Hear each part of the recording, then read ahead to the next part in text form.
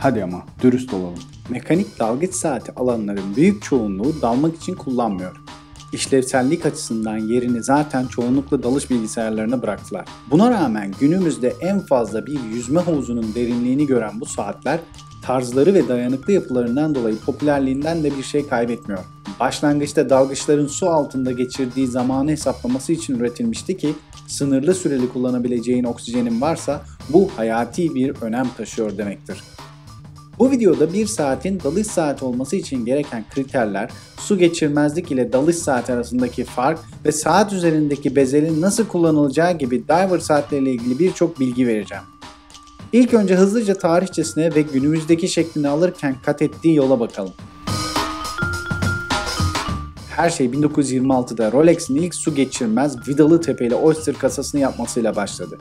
Sonrasında 1932 yılında ilk dalınabilir saat olan Omega Marine modeli geldi ki Cenevre Nehri'nde 73 metre, Neuchâtel'deki laboratuvarda ise 135 metre derinlik ve basınç testinden başarıyla geçti.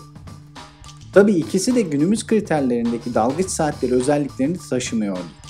Ne bir bezeli, ne tepe koruması ne de karanlıkta görünürlüğü vardı.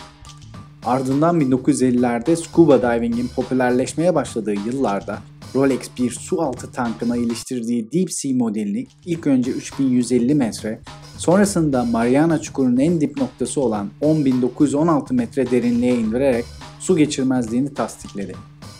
Tabi resimde gördüğünüz üzere giyilebilir bir model değildi.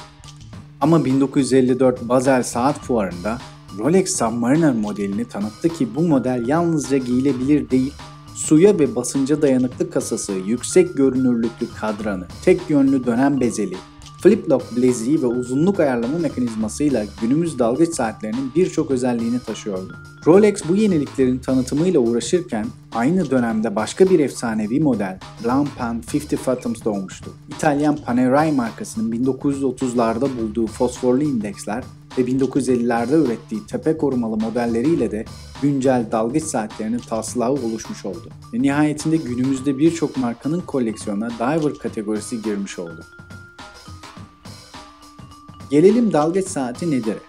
Her suya dayanıklı saat dalış saati değildir. Bu tasdikli ismi alabilmesi için gerekli bazı katı kriterler vardır. Bu kriterler ISO 6425 belgesiyle standart bir hale gelmiştir. Nedir bunlar? Bir dalış saati darbeye dayanıklı olmalıdır. Saatin 1 metreden dik biçimde düşüş simülasyonu gibi darbe testleri yapılan ISO 1413 standardına uygun olmalı. Kayışı tokalı değil kapalı klipsli olmalıdır. Antimanyetik olmalıdır. Şunu unutmamak lazım. Dijitalleşmeden önce bir dalgıcın hayatı bu saatlerin hatasız olmasına bağlıydı. Dolayısıyla dakikliğin standardını korumak için ISO 764 manyetik alan testlerinden geçmek zorunda. Saat yönünün tersine hareket eden tek yönlü bir bezele sahip olmalıdır. Diver saatlerin çalışır durumda olduğunu gösteren bir güç göstergesi olmalıdır. Bu dönen bir disk ya da küçük bir saniye göstergesi olabilir. Bezelinde ilk 15 dakika detaylı, sonrasında da en az her 5 dakikayı göstermelidir. Saat 12 hizasında bezelinde görünür bir imleç olmalı. Diver saatlerin bezeli, saati ve güç göstergesi en derin karanlıkta minimum 25 santim uzaklıktan okunabilir olmalı. En az 100 metre suya dayanıklı olmalı. Bu kriterlerin hepsine sahipse ISO 6425 belgeli bir dalgıç saati namını kazanabiliyor. Bu noktada bir ekleme yapayım. Waterproof ya da su geçirmez tabiri artık kullanılmıyor. Onun yerine suya dayanıklı, water resistant kullanılıyor. Suya dayanıklı bir saat ile dalış saati arasındaki farkı anlatmaya artık gerek var mı bilmiyorum ama dalgıç saati için gerekli şeyleri az önce sıraladım. Suya dayanıklı saat ise çoğunlukla yağmurda falan fazla abartmadan ıslanırsa bir zararı olmaz anlamında. Standarda göre 50 metre suya dayanıklı ibaresi görürseniz yüzülebilir olarak nitelendiriliyor. Kısaca basınç kavramından da bahsedeyim. Aslında saatin dayanıklı olması gereken şey indiği derinlikte maruz kaldığı basınçtır. Örnek verecek olursak 100 metre suya dayanıklı olan bir saat 10 atm basınca dayanıklıdır. Bu da demek oluyor ki deniz seviyesindeki atmosferik basıncın 10 katı fazlasına dayanabiliyor. Mesela 200 metre ise 20 atm.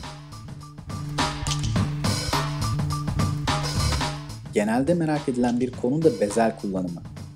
Bezel kullanımı deniz altında kalacağımız zaman için bir süre sayımıdır. Veya tüpteki oksijenin süresinin kalan kısmını hesaplamak için kullanılır. Ya da kısıtlamayalım, herhangi bir belirli sürenin sayımı içindir. Peki nasıl kullanılır? Bezeldeki genelde üçgen şekilde ya da farklı renkte olan bu markörü yelkovanın üzerine getiririz. Artık bizim için önemli olan saat dakika olgusu değil, yelkovanın bezeldeki sayıların üzerindeki hareketidir. Eğer su altında geçireceğiniz zaman 20 dakikaysa, ibre bezeldeki 20'ye geldiği an artık yukarı çıkma vaktiniz gelmiştir.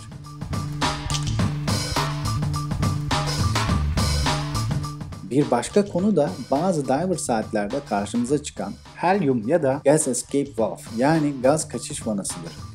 Bunu da kısaca şöyle anlatayım. Laboratuvar ortamında test etmek başka, gerçek derinliklerde test etmek başkadır. 1960'larda Rolex Sea Dweller modelini ürettiğinde daha sağlam ve daha kalın bir kasa yapıp 610 metre derinliğe inerek test etti. Ama tekrar yukarı çıkarken bir şeyler ters gitti. Bazı saatlerin camları içindeki gazın genleşmesinden dolayı patlıyordu. Sorunu çözmek için yeni bir geliştirme ile içindeki helyum gazını boşaltacak bir vana yaptılar. Bu yenilik sayesinde Deep Sea modelinde olduğu gibi 3900 metreye varan korkunç derinliklere dayanıklı saatler üretti.